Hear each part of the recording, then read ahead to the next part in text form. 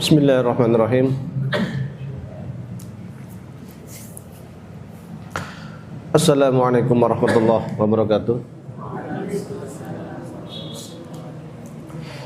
Alhamdulillahirabbil alamin. Alhamdulillahilladzi ja'alana ummatan muhammadiyatan ummatan wasata linakuna syuhada bainan nasi yaumal qiyamah.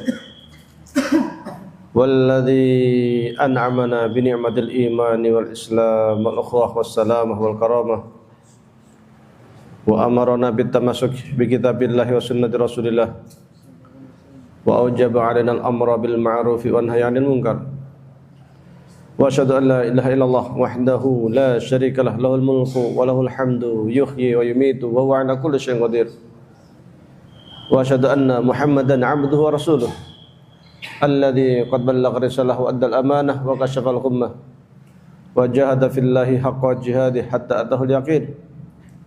Allahumma shalli ala sayyidina wa habibina wa syafiina Muhammad sallallahu alaihi wasallam wa ala alihi wa sahbihi wa tabi'in wa tabi'ihi tabi'in wa man tabi'ahum bi ihsanin ila yaumiddin, amma ba'du. Jamaah sekalian yang kami hormati, puji syukur kehadirat Allah Subhanahu wa taala.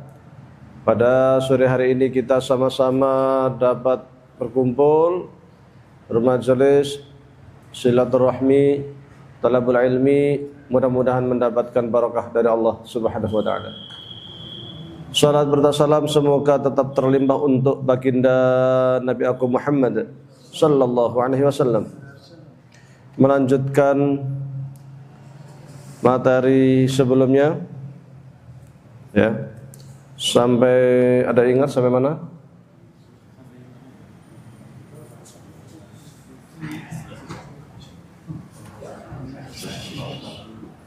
Ya. Yang bawa kitab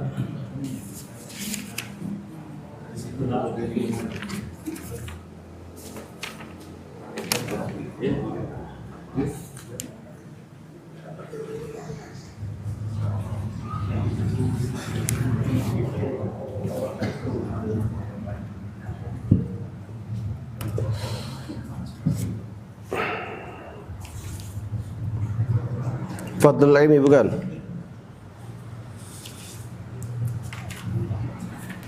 Halaman 20.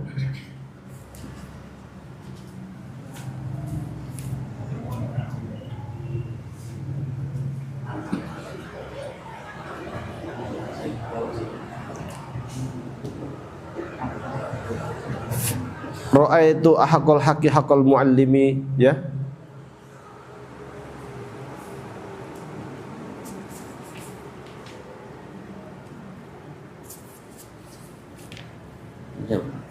Sampai mana?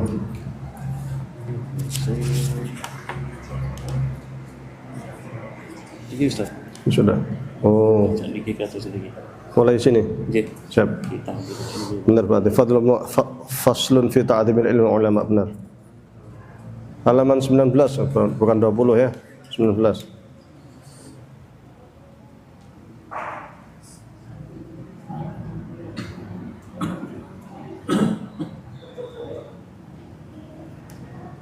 Sudah ketemu? Bismillahirrahmanirrahim. Faslun fi ta'zimil ilmi wa ahli.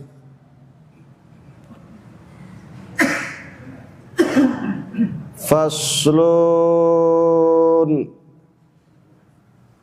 pasal atau bab. Bab fi ta'zimil ilmi, terkait dengan mengagungkan ilmu, wa ahlihi, dan ahli ilmu.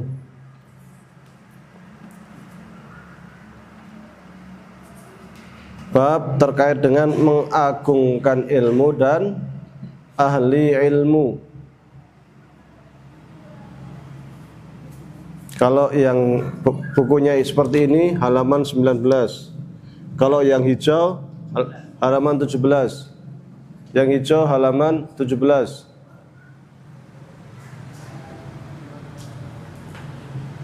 I'lam, ketahuilah olehmu, bi anna talibal ilmi, sesungguhnya penuntut ilmu.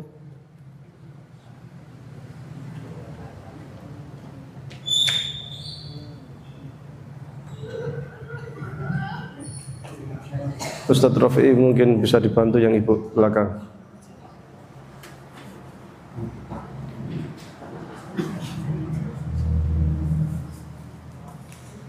La yanalu, tidak mendapatkan al-ilma. La yanalu, ia tidak akan mendapatkan al-ilma, ilmu.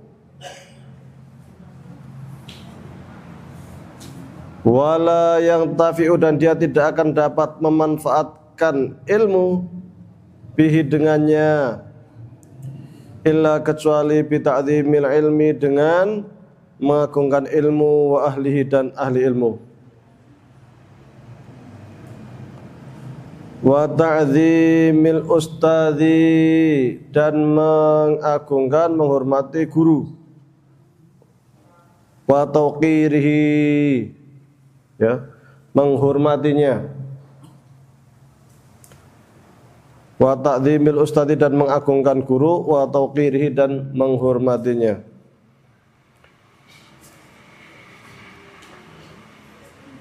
Kila, dikatakan,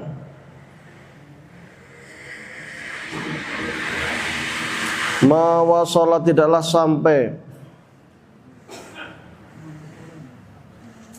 man, orang, wasala, yang sampai,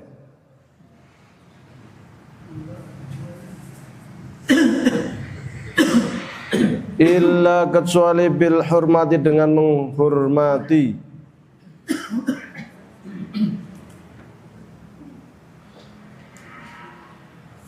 Wa ma sakoto, dan tidaklah jatuh, man, orang, sakoto, yang jatuh,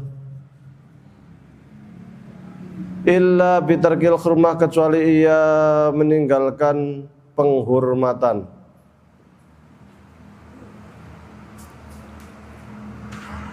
Waqila, dan dikatakan, al-hurmatu, menghormati guru, yang tadi kan menghormati guru, ya, itu khairun, lebih baik, minat ta'ah, dibanding taat.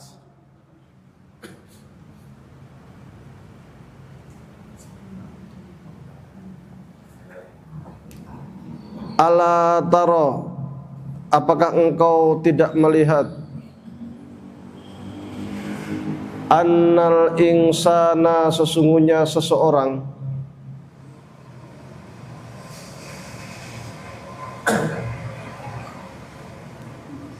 la yakfur, tidak ingkar, bil maksiati, dengan maksiat, wa innama, hanya saja atau namun,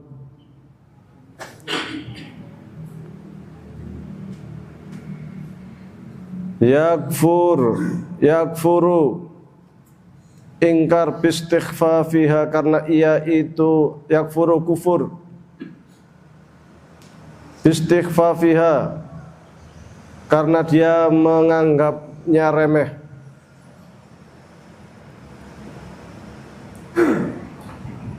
Wa bitarkil hurmah, dan karena meninggalkan sikap hormat.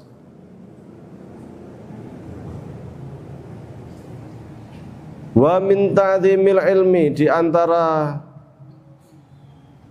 sarana menghormati ilmu itu ta'zimul muallimi, dengan menghormati guru.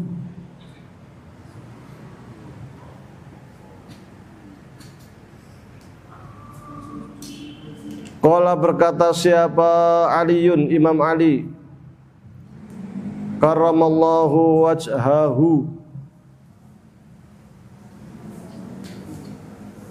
ana, saya, abduman, hamba orang, allamani, yang mengajariku,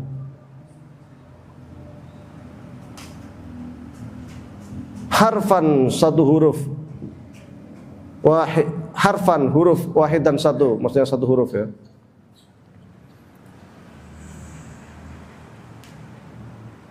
Insya'a, jika ia mau,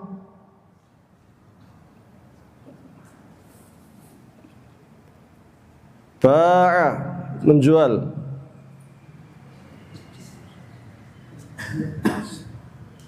wa insya'a, jika ia mau, istaraqa, menjadikan budak,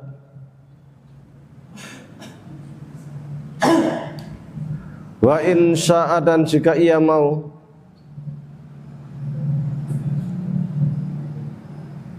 a'taqa, membebaskan,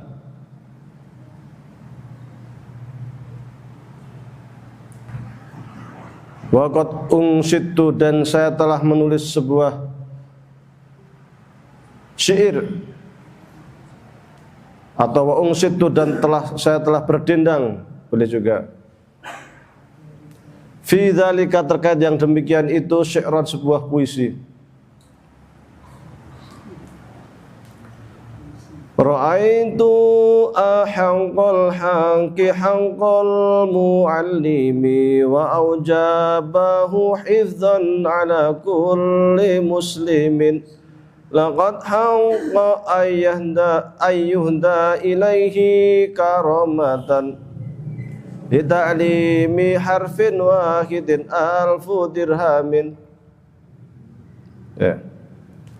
Ra'aitu ahaqal haqqi haqqal muallimi wa aujabahu hifdzan ala kulli muslimin, laqad haqqa ayyuhda ilaihi karamatan lita'limi harfin wahidin alfu dirhamin. Ra'aitu, saya melihat,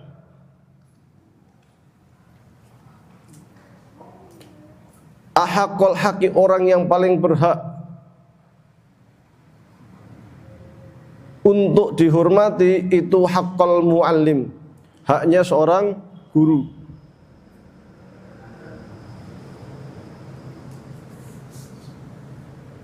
Wa aujaba, dan mewajibkan hu, kepadanya, hifdzan, untuk menjaga,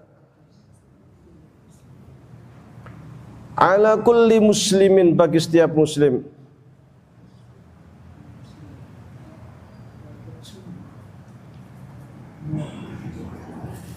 Laqad haqqa, sungguh benarlah, ayyuhda, diberi petunjuk, ilaihi, kepadanya, karamatan, sebuah kehormatan, li ta'limi harfin wahidin, karena mengajari satu huruf saja,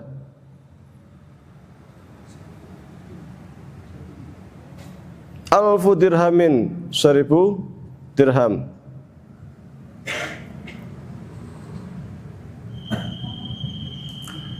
Fa inna man, karena sesungguhnya orang, karena sesungguhnya orang, man ya, man orang. 'allamaka harfan, yang telah mengajarimu satu huruf. 'allamaka harfan wahidan, yang telah mengajarimu satu huruf.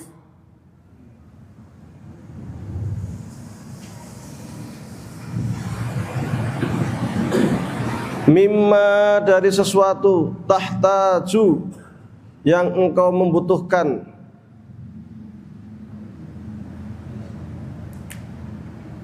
Mimma, dari sesuatu, tahtaju, yang engkau membutuhkan, ilaihi, kepadanya. Fid dini, dalam persoalan agama.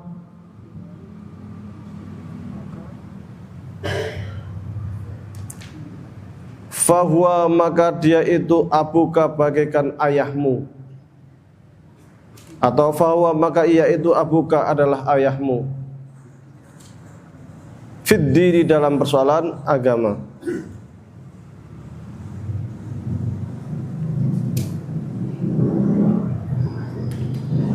Wa kana ustaduna Syekhu Imamu Sadiduddin Asy-Syirazi, dan adalah guru kami, ustaduna, guru kami.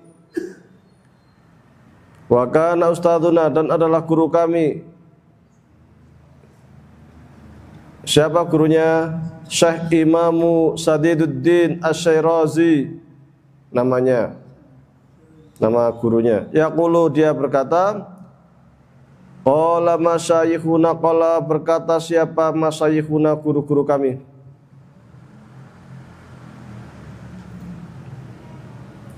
Man, barang siapa, arota, yang ingin. Man, barang siapa, arota, yang ingin, ayyakuna ibnuhu, anaknya,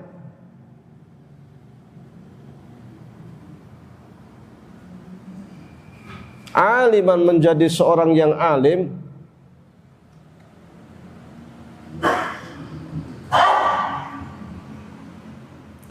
yang bagi selayaknya,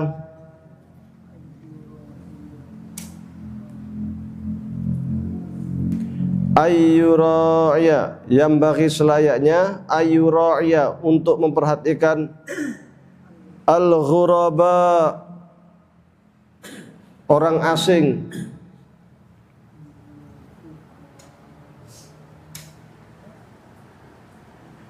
Al-ghuraba, orang asing, minal fuqaha, dari para fuqaha. Wa yukrimahum, dan hendaklah menghormati mereka.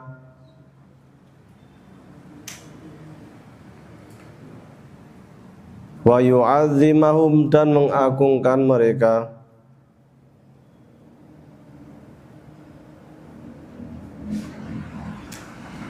Wa yu'tiyahum, dan memberikan kepada mereka syai'an, sesuatu.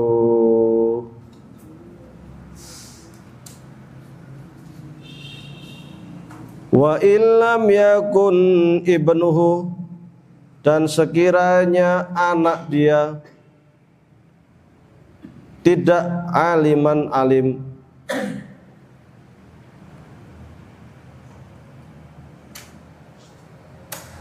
sekiranya anak dia tidak alim, yakunu hafidhuhu, maka cucu dia aliman, akan jadi orang alim.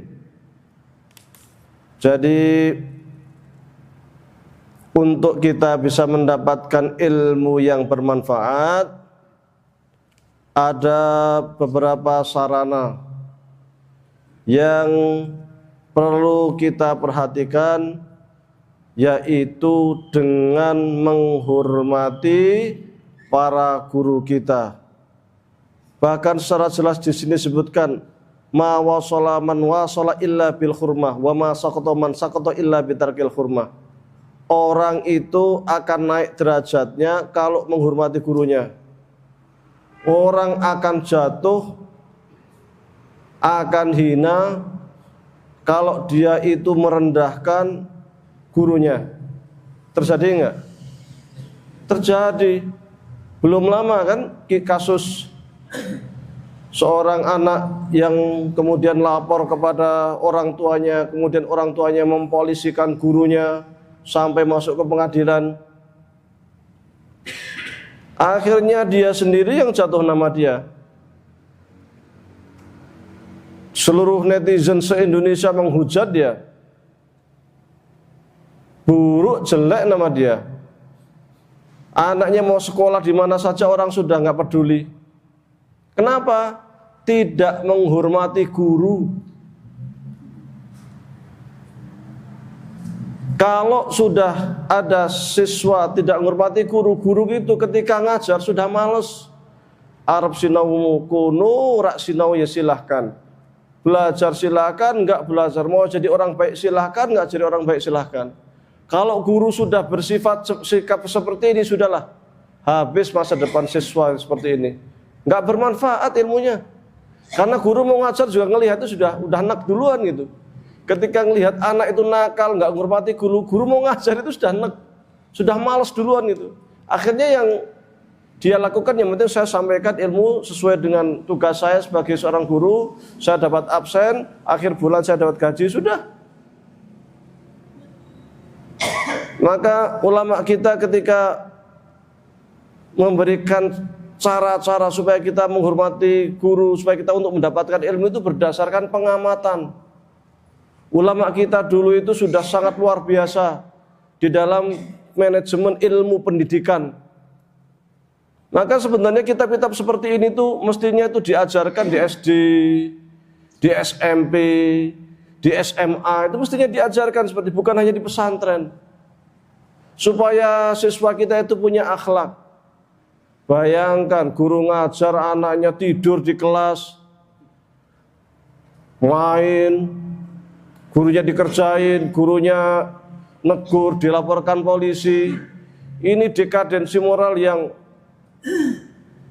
luar biasa.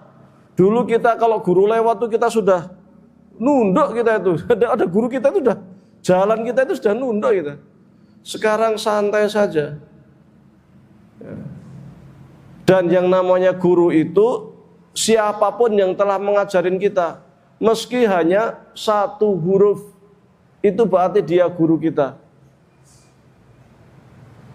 Maka ada sebuah kasus, ya bukan kasus ya, tapi ini real pengalaman saya. Saya ngajar begini, kalau orang belajar menyampaikan, biasa kita gunakan bahasa yang apa saja yang kiranya sampai. Mau bahasa Jawa, mau bahasa Ngoko, kan terserah pengajarnya. Saya pakai bahasa Ngoko tak campur diprotes. Kok pakai bahasa Ngoko rasopan, kita sudah tua-tua di sini, kita sudah bukan santri. Ya sederhana saja, kalau ngerasa nggak santri nggak usah ikut pengajian. Kalau merasa bukan tholibul ilmi ya nggak usah ikut ngajian, gitu aja. Ya ini real terjadi itu. Jadi habis ngaji itu WA masuk. Nah itu. Padahal di dalam Islam itu orang dianggap besar bukan dari sisi umur, tapi dari sisi ilmu. Maka ada istilah soghiruhum kabir wa kabiruhum soghir. Jadi orang alim itu meskipun masih kecil tetap alim dan kita harus hormat meski umurnya jauh-jauh di bawah kita. Maka ketika menjadi imam sholat, syaratnya bukan orang yang paling tua, tetapi orang yang paling alim, orang yang paling bagus baca Qur'annya. Dulu Rasul Shallallahu Alaihi Wasallam menjelang beliau wafat menyiapkan pasukan besar, mengangkat seorang jenderal untuk perang melawan Romawi. Tahu sendiri orang Romawi kekuatannya luar biasa. Pasukan besar. Siapa yang diangkat sebagai jenderalnya? Usamah bin Zaid. Umurnya berapa? 17 tahun. Karena Rasul menganggap Usamah ini punya kemampuan di dalam strategi pertempuran.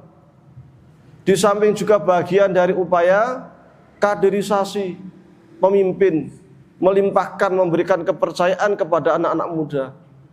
Jadi yang dilihat itu adalah kafaah ilmiah, kemampuannya, bukan umurnya. Ada pengalaman lagi saya. Ngisi ngaji, duduk, takmirnya datang, saya duduk sambil minum begini karena ada minum, sambil ngajak bicara sambil berdiri. Ustaz ini gini Ustaz, sambil berdiri gini kan. Sama siapapun kita, ketika ada orang yang duduk, ketika kita hendak bicara, sopannya apa? Sambil duduk. Bukan ngajak bicara orang sambil duduk, kita sambil berdiri begini. Secara etika kurang, apalagi bicara sama orang yang habis memberikan ilmu. 1 jam ngisi itu kan. Padahal kata Sayyidina Ali, 1 huruf saja itu sudah layak untuk kemudian kita hormati. Apalagi memberikan berbagai macam hal yang lebih dari itu. Kita kalau sudah belajar ini, ta'lim muta'alim, belajar buku Akhlak lil Banin, belajar buku Wasoya, belajar buku Minhajul Muta'alim, itu akan menjadi orang yang sensi terhadap akhlak. Jadi ketika melihat orang yang kurang berakhlak itu langsung masuk di otak kita itu, ini akhlaknya kurang nih. Malaikat Jibril itu ngajarin cara berakhlak kepada para sahabat dalam hadis Jibril di HPT, hadis nomor pertama di bab pertama.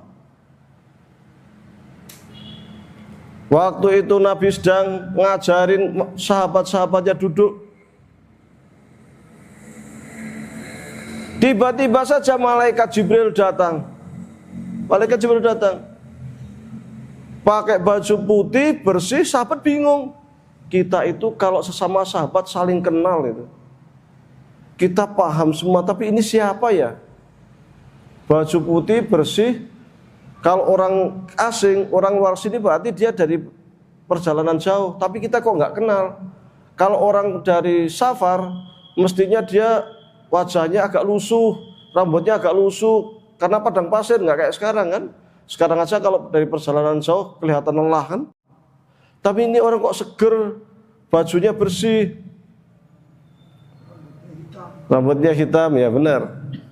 Maka kemudian seorang ini datang menghadap Rasul, duduk. Nah, ini tak praktekkan ya. Nah, begini nih, Rasul begini. Tal.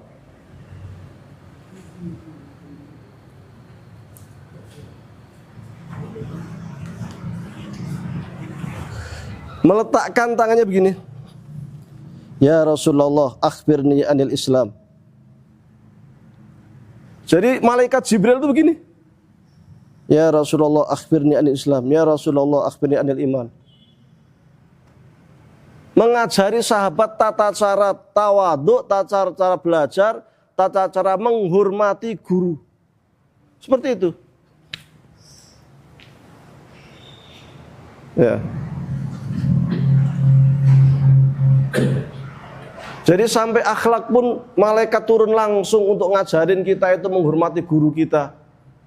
Malaikat Jibril turun langsung cara ngajarin, cara menghormati orang yang memberikan ilmu kepada kita. Maka ulama-ulama kita dulu sangat hormat kepada guru-gurunya. Cerita yang sangat terkenal itu Imam Syafi'i, tatkala sedang belajar seperti ini, tiba-tiba ada orang lewat, Langsung Imam Syafi'i berdiri langsung mendatangi orang itu dan ta'zim, kalau bahasa kita sungkem ya.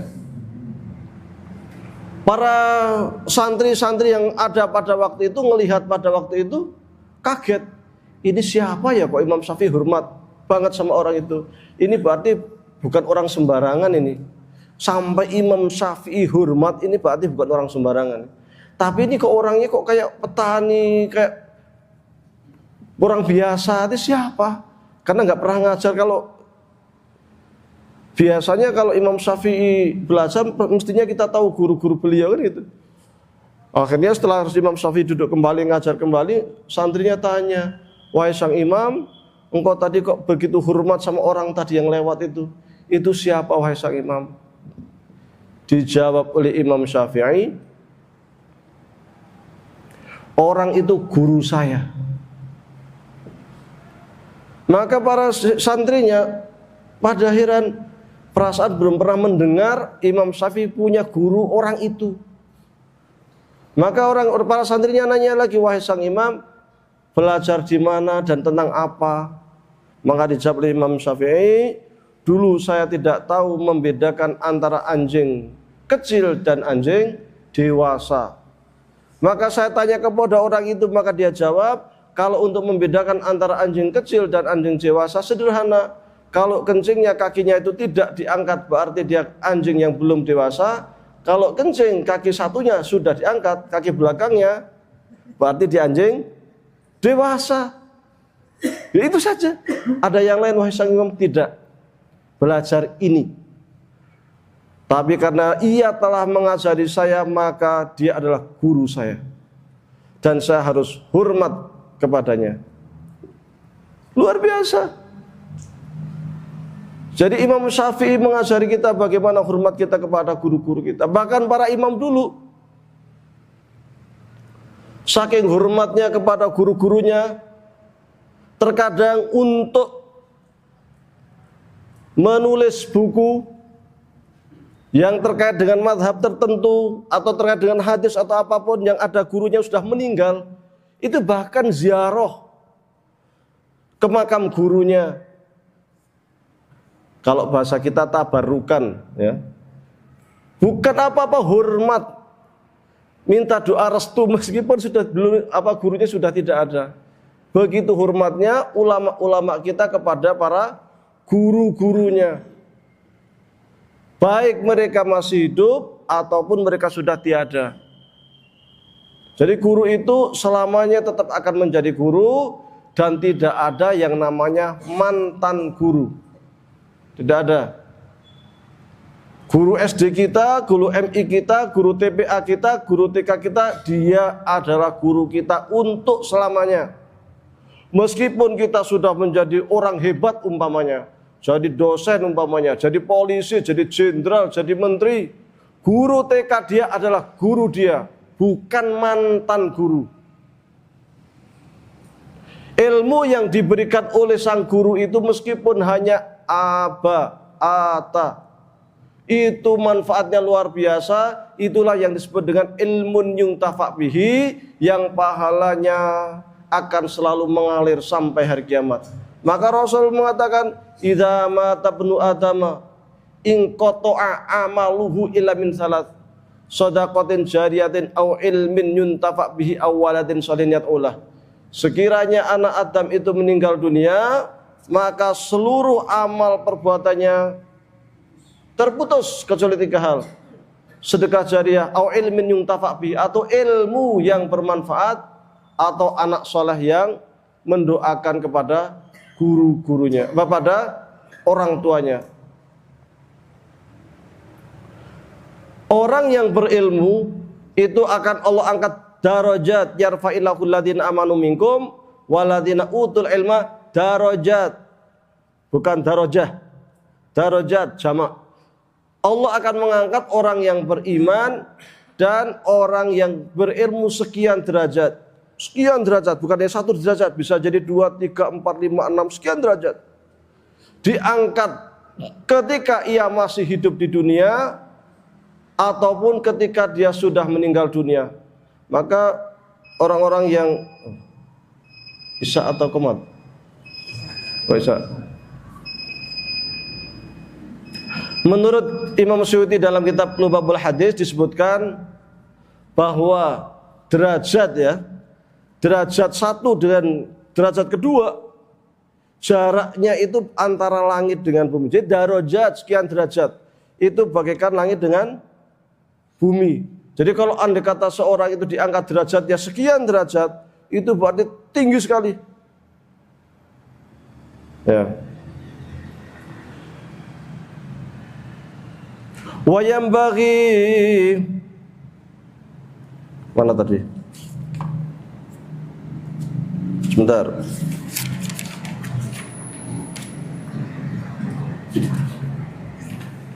Wa min tauqiri al-muallim, dan di antara sarana cara untuk menghormati guru, ya,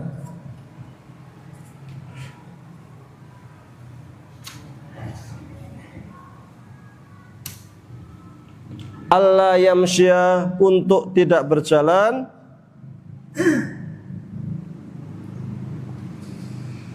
amamahu, di depannya. Jadi kalau gurunya kita berjalan, kita di belakangnya guru, tidak di depannya guru.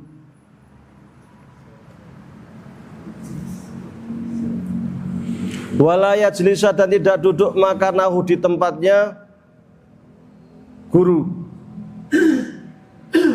Jadi kalau umpamanya seorang guru itu punya kursi khusus, meja khusus, ya di kelas kan ada itu, maka jangan biarkan siswanya duduk di kursi guru.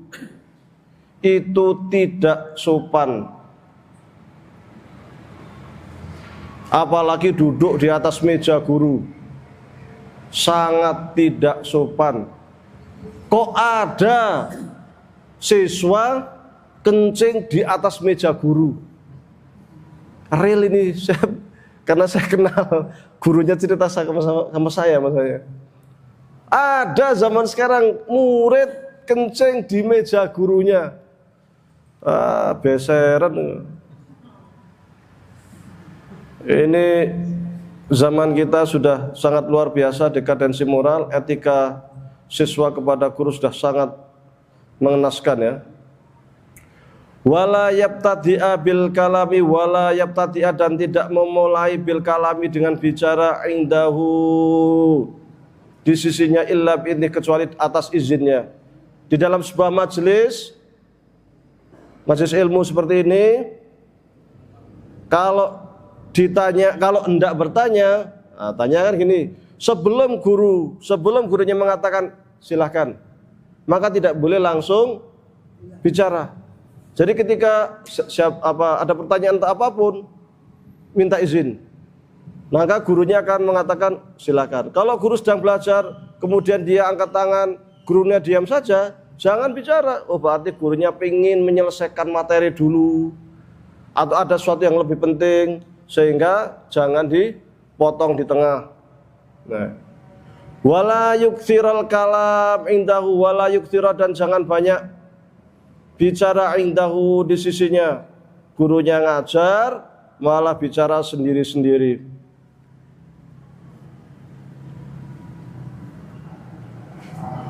Wala yas'alu.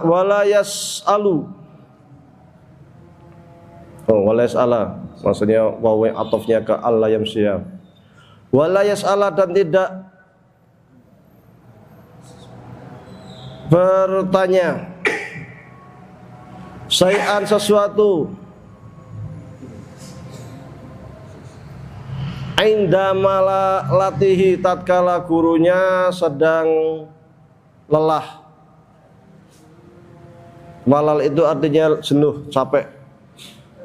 Kalau gurunya sedang capek, ya sabar. Kalau di pesantren, kalau ustadznya sedang istirahat, pengen sesuatu, tunggu, ya. Tunggu sampai ustadznya bangun ya, jangan dibangunkan. Wa yura'iyal waqta, dan memperhatikan waktu. Kira-kira jam segini ustadznya lagi kosong enggak ya? Kira-kira pas enggak ya? Kalau dulu saya di Mesir, orang Mesir itu kalau tanya sesuatu itu enggak tahu waktu. Jadi kalau nelpon itu bawa jam 11 malam, kalau pengen nanya sesuatu jam 11 malam itu nelpon. Kalau kita jam 11 udah waktunya tidur kan. Bawa jam 1 malam kalau pengen nelpon itu. Itu orang Mesir itu. Kadang sampai saya sunduk, saya tutup aja kadang-kadang. Karena memang mereka itu tidurnya jam 2 malam gitu ya. Jam 2 enggak sholat subuh, bangun jam 10, jam 9 itu kan. Nah, kalau kita kan jam 9, jam 10 tidur kan itu, setengah 11. Maka ketika kita hendak bertanya sesuatu atau mengunjungi, kira-kira sibuk enggak? Oh silahkan, nah datang kan gitu. Wala yadukka al-baba, dan tidak mengetuk pintu, bal namun yasbiru, sabar, hatta sehingga yakhruja, keluarlah siapa, al-ustadzu, guru. Jadi jangan ngetuk sedikit boleh, ya hendak tanyakan sesuatu kan boleh. Kalau orang Mesir ngetuk pintu itu begini, bek bek bek bek bek. Jadi ngetuk pintu itu kayak gini, kalau kita kan gini, gitu kan, pelan itu kan. Orang Mesir itu kayak orang mau ngerampok. Nah, kalau bagi kita ini orang nggak sopan amat itu kan. Kalau di Mesir itu tradisi. Kalau kita ngetuknya pelan, ngetuk kok pelan gitu ya nggak dengar kita di dalam, ngetuk itu yang bener. Beda tradisi. Kalau kita ngetuknya pelan dibilang nggak serius. Kalau kita dengan mereka ngetuk, wah ngetuk kayak mau ngerampok gini. Maka kita perhatikan juga waktu, hendak ngetuk pintu, hendak tanya kepada gurunya, tahu waktu kira-kira jam sekian istirahat enggak ya? Kira-kira jam sekian lelah enggak ya?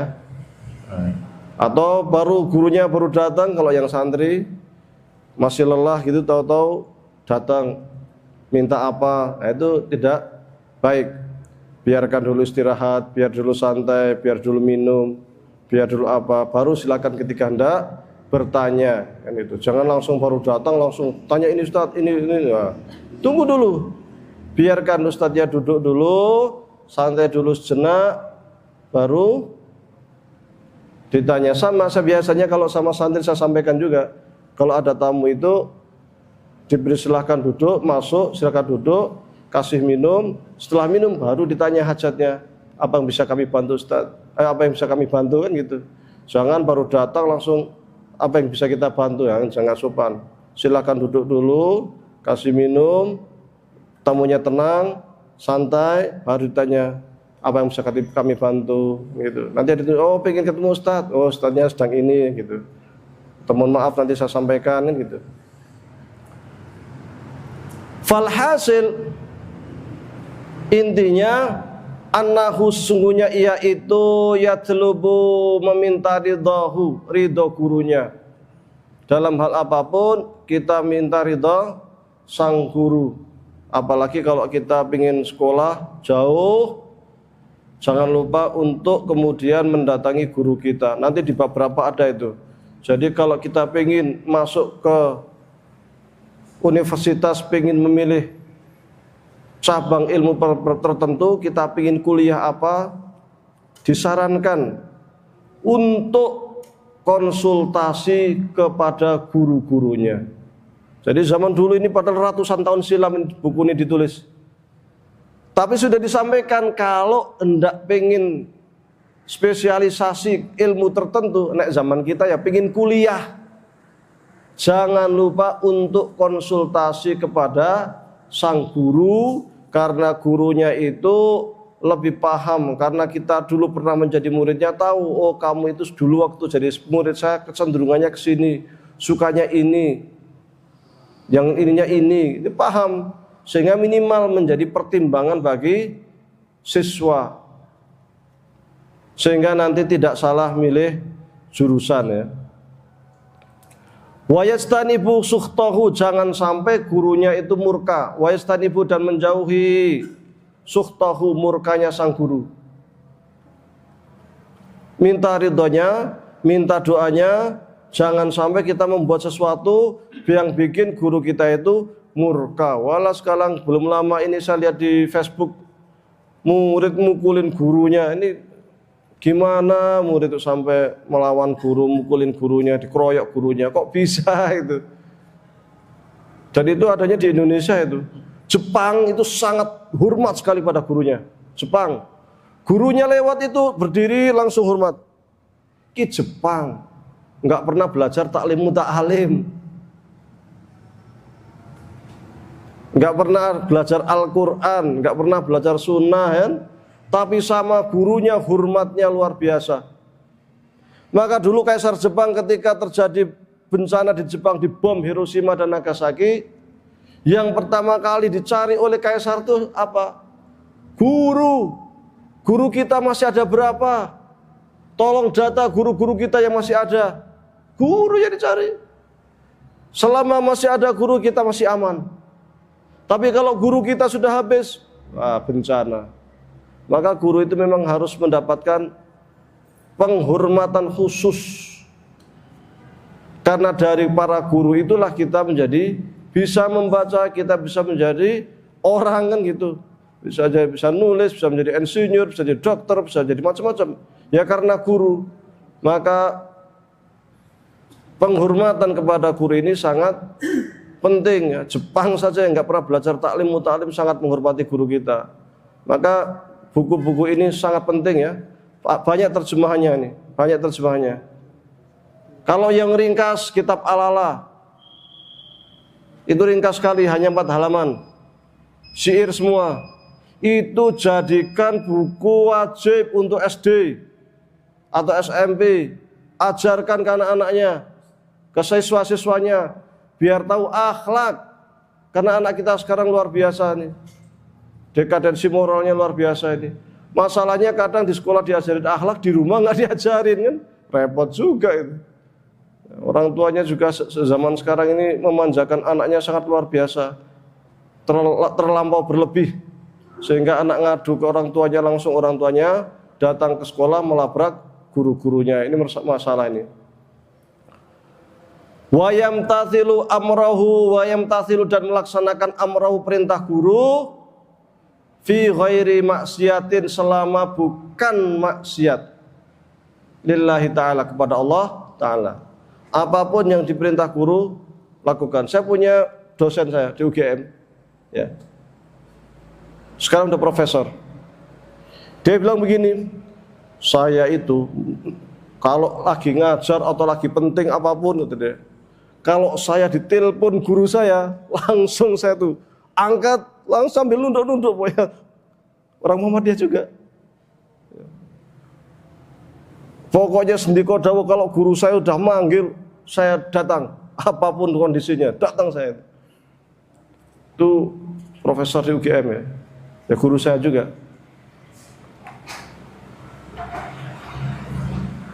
Fa innahu, karena sesungguhnya, satu sedikit lagi ya. La ta'ata, tidak boleh taat,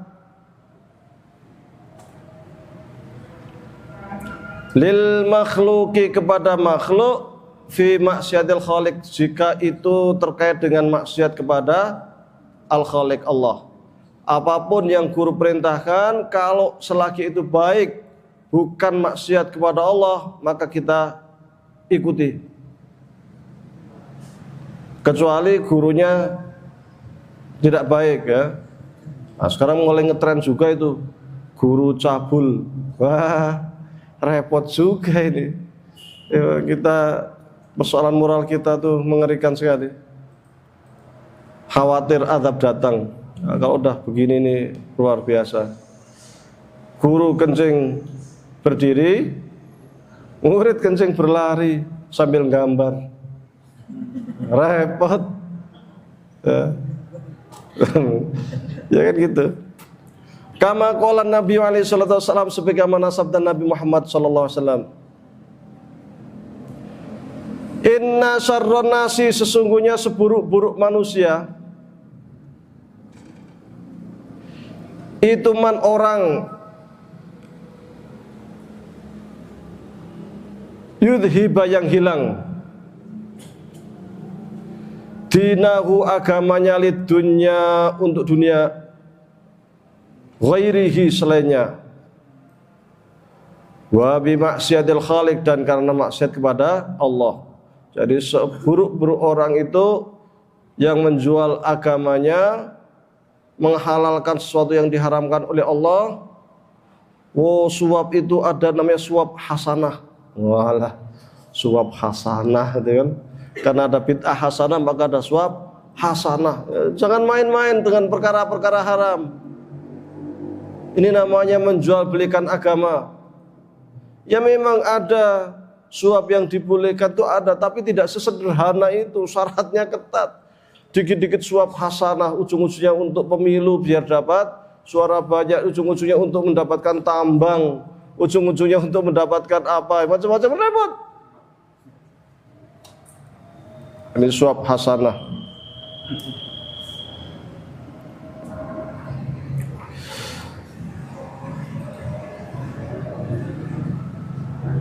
Wa min tauqirihi, dan diantaranya menghormati guru itu tauqiru auladihi, menghormati putra-putranya, wa man yata'allaqu bi, dan orang-orang yang terkait dengan keluarganya. Ada pertanyaan sebelum saya tutup?